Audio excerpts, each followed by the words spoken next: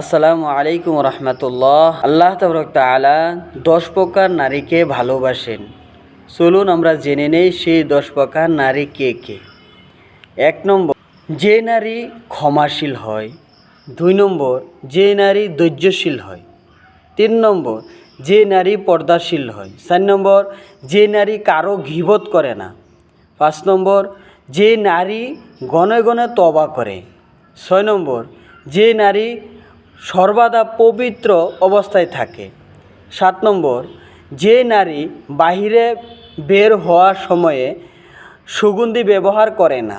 8 নম্বর, যে নারী স্বামীর আনুগত্য করে। 9 নম্বর, যে নারী সময় মতো নামাজ আদায় করে।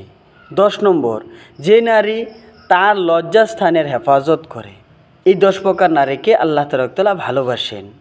আর এই ভিডিওটা আপনারা বেশি বেশি করে শেয়ার করে আমাদের মা বোনদের কাছে পৌঁছায় দিবেন।